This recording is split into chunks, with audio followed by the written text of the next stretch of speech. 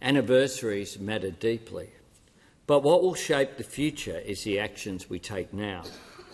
16 years after the apology, only 11 out of 19 socio-economic outcomes for Aboriginal and Torres Strait Islander peoples are improving.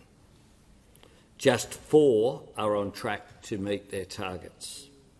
What should give us pause is that outcomes have worsened for 4 critical targets: children's early development, rates of children in out-of-home care, rates of adult imprisonment, and tragically suicide. The Productivity Commission has made it clear that the old ways are not working.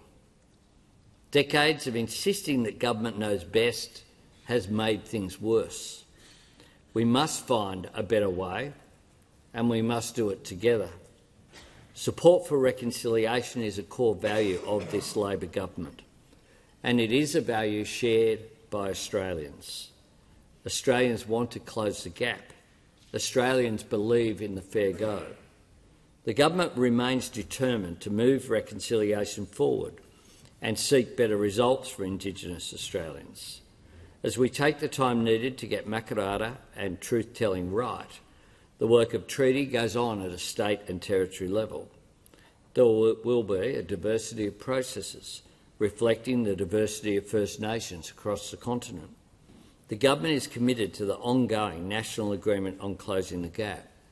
We are determined to work with Aboriginal and Torres Strait Islander people to create new opportunities and achieve better outcomes at a local level.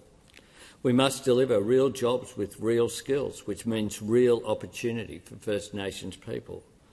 That is why we are moving on from the failed community development program. It created no real opportunities. It built no futures. Today I announced the creation of our Remote Jobs and Economic Development program. This is a better approach. It will fund community organisations to create 3,000 jobs in remote areas. The next generation is critical to change. So I'm pleased to announce that we are establishing a National Commissioner for Aboriginal and Torres Strait Islander children and young people. The National Commissioner will be dedicated to protecting and promoting the rights, interests and well-being of First Nations children and young people, as well as calling on their strengths, sense of hope and ideas for change. The Commissioner will address the unacceptable rates of out-of-home care. What it all comes down to is strengthening families and keeping children safe. Mr Speaker, if we want to close the gap, we have to listen to people who live on the other side of it. Canberra must be willing to share power with communities, to offer responsibility and ownership and self-determination, to let local knowledge design programs, to trust locals to deliver them, and to listen to locals when they tell us what's working and what isn't.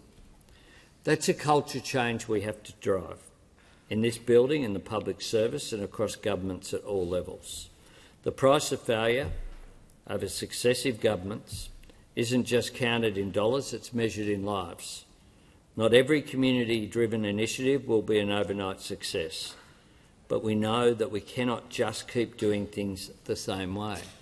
The Productivity Commission has outlined the case for a new approach. The simple truth that can brighten the path ahead for all of us is that when Aboriginal and Torres Strait Islander people advance, the entire nation moves forward.